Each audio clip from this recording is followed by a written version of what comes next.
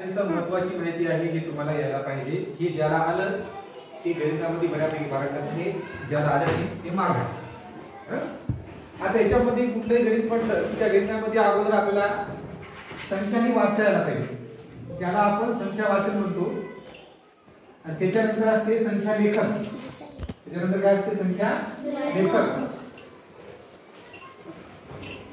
संख्या लेखनात दोन प्रकार आहेत. एकटा असते श्रुत संख्या लेखन, म्हणजे मी सांगतो तुम्हाला संख्या लिहायला, तुम्हाला ती संख्या वहीमध्ये लिहावी. जर मी म्हणलो बा 423 लिहा, तर तुम्हाला 423 वहीमध्ये लिहिता येईल. संख्या लेखनाचा दुसरा प्रकार काय असते? मी समजा या ठिकाणी एखादी संख्या लिहिली अशी, त्या संख्येला काय करावं तुम्हाला आपल्या मराठी भाषेमध्ये शब्दात लिहावं. हे किती आहे वाचता येईल म्हणजे लिहायचं 504 असं आपल्याला मराठीमध्ये लिहिता आलं पाहिजे. हे संख्या लेखन. कधी कधी काय होते 2112 असं मराठीमध्ये लिहिलं जाते. तुम्हाला ते आकडेच लिहावं लागते. 2112 असं तुम्हाला लिहावं लागतं. कसं पुढे गेले बाहेर. आता संख्या वाचन तसंच आहे. आता यात काही संख्या आहेत, मी या ठिकाणी त्या संख्या लिहितो, तुम्हाला काय करायचं आहे त्या संख्या तुम्हाला वाचायच्या आहेत. आता बघा आपण ज्यादा विषय त्यांना सांगायचं.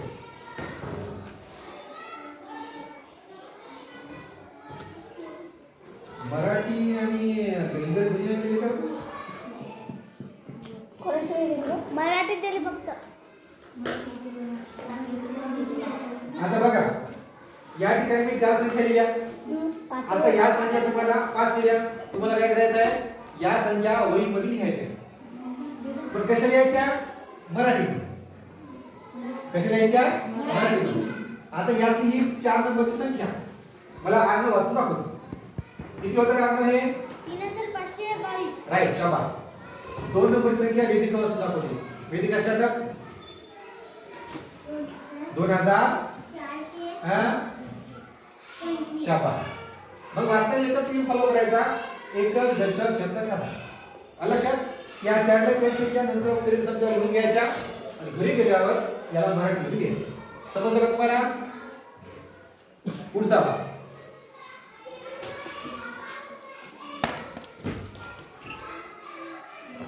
पुढचा भाग आहे बेरीज.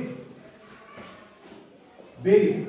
बेरीजच्या ठिकाणी मी 2 उदाहरण लिहितो या ठिकाणी. पहिला आहे 654 अधिक 344 आणि दुसरा आहे 775 अधिक 899. मला या दोन्ही बेरजांमध्ये फरक सांगा. काय फरक आहे? दोन्ही बेरजांमध्ये फरक काय? दोन्ही बेरजा सांगा पण दोन्हीमध्ये फरक आहे. काय फरक आहे? संख्या वेगळी आहे तरी बेरीज करण्याची क्रिया वेगळी आहे दोघांची. पहिल्यामध्ये हातचा घ्यायची गरज आहे का? दुसऱ्यामध्ये गरज आहे. ठीक आहे. 4 आणि 4 किती होतात? 5 आणि 4 9. 6 आणि 3 998 उत्तर आलं. हातचा घेतला का मी कुठं? आता इथं बघा 9 आणि 5 14 किती लिहू? 4. किती आले? 1. कुठे लिहायचे? 7 आणि 1 8 आणि 9 17. 17 ला 17 ला 1 कुठे लिहायचा? 7 आणि 1 8 आणि 8 उत्तर किती आलं? 600. काय आलं आपलं उत्तर आलं. आता याच्यामध्ये जे पुढच्या 3 अंकी बेरजा येतात त्या टॅलेंटमध्ये फॉर्म घ्यायच्या. पुढच्या 1 2 3 बेरजा तुम्हाला घरी गेल्या सोडवायच्या. आलं लक्षात? त्या मी तुम्हाला या ठिकाणी देतो वाटतं.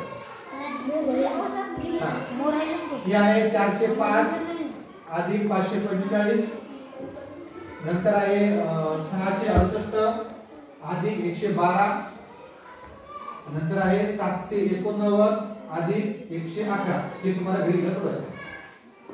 याच्यानंतरची क्रिया आहे वजाबाकीची. कोणती आहे? वजाबाकी. वजाबाकी 2 उदाहरण घेतो मी या ठिकाणी. 245 वजा 140 आणि दुसरं उदाहरण आहे 907 वजा बोलला काय 255. या 2 वजाबाकीमध्ये सुद्धा फरक आहे. काय फरक आहे सांगा बरं. इथं म्हणजे उसना घ्यायची गरज नाही या ठिकाणी, आणि या ठिकाणी नुसती उसना घ्यावं लागते. आता मला सांगा अर्पिता, 5 मधून 0 गेले, किती उरले? 4 मधून 4 गेले, 2 मधून 1 गेला, किती आलं उत्तर? 105. चला प्रतीक्षा उभी राहा, सांग मला 7 मधून 5 गेले, किती उरले? 2. 0 मधून 5 जातात का? काय करावं लागेल? कोणाकडून? 9 वर किती दिला आता? 0 किती दिलं? 10 तून 5 गेले, 8 तून 2 गेले, 8 तून 2 गेले, उत्तर किती आलं? हा, टॅबलेट मध्ये आणखी वजाबाकी 3 उदाहरणं आहेत, तुम्हाला ते पाहायचे, वहीमध्ये लिहायचे, घरी सोडवायचे.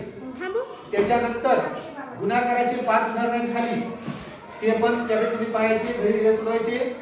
आणि भागाकाराचे पण 5 उदाहरणं आहेत, टॅबलेट मध्ये पाहायचे, घरी सोडवायचे. जे तुम्हाला नाही आले ते उद्या मी तुम्हाला शिकवणार. याच्या व्यतिरिक्त याच्यासारखे दुसरे आणखी आपण 5-5 घेऊन पुन्हा सरावासाठी घेणार आहोत. आला समजलं ना?